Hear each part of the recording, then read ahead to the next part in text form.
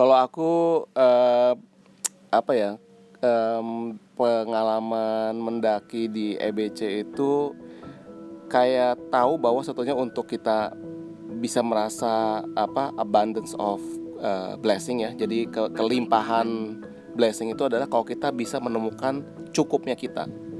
Jadi sebetulnya kan kita waktu pergi ke EBC itu kan bawa barang itu harusnya secukupnya aja. Iya. Dan sebetulnya juga kita nggak butuh mewah kan untuk pergi ke EBC. Tapi yang didapat adalah begitu kita ke sana, dengan segala kesederhanaan ataupun kecukupan yang kita bawa, kita dapatnya lebihnya itu banyak gitu ya. Lebih dari sisi benar-benar bisa ngelihat pemandangannya indah, terus juga dari segala interaksi kita dengan teman-teman yang pergi, dan juga berbagai istilah dinamika ketika pendakian. Nah, dan itu semua kebahagiaan yang sebetulnya kalau dibilang ya dicari pakai uang nggak bisa. Itu cuma bisa didapat kita harus melakukan perjalanan yang jauh itu dengan suatu mindset cukup gitu. Merasa cukup ya. Ya, totally agree with that.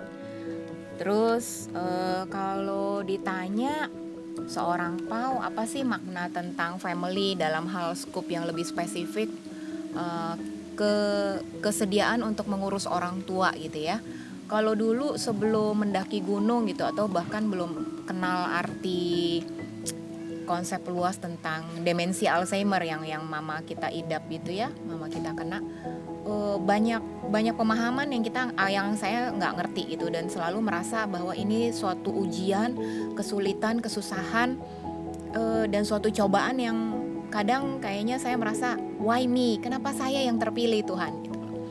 Dan merasa kayak letih yang berkepanjangan. Tapi sesudah melakukan pendakian ini dan dengan misi yang kita bawa gitu ya, untuk penggalangan dana untuk Alzheimer Indonesia dan to honor mama gitu, kayaknya pikiran aku lebih dibukakan bahwa pasti ada maksud yang indah gitu, dan tidak ada kata bahwa anak itu kalau ada kita niat yang tulus, pasti kayaknya dibukakan jalan tuh untuk namanya merawat orang tua, apalagi yang punya kebutuhan dengan sakit tertentu atau gejala tertentu, dalam hal ini demensi Alzheimer.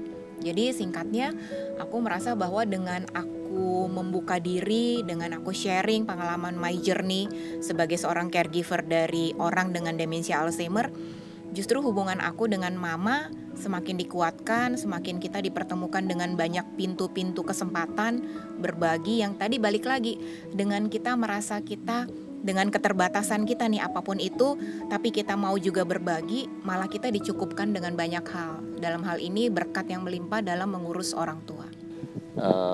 Ya aku sama kamu kan akhirnya kita menemukan purpose bahwa one day kita mau jadi orang tua. Ketika nanti anak-anak udah besar, kita mau jadi orang tua yang mandiri.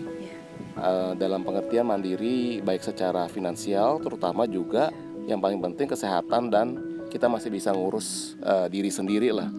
Karena pengalaman kamu selama hampir setengah hidup ngurus orang tua yang sakit seperti itu memberikan banyak limitasi ya ke diri kita sebagai anak, dan kita nggak mau itu terjadi ke anak kita. Jadi kita harus bertanggung jawab sebagai orang tua untuk bisa memberikan kesempatan ke keluarga kecil kita, untuk mereka ya nggak usah pusing nanti dengan orang tua, yang mana diri kita gitu ya.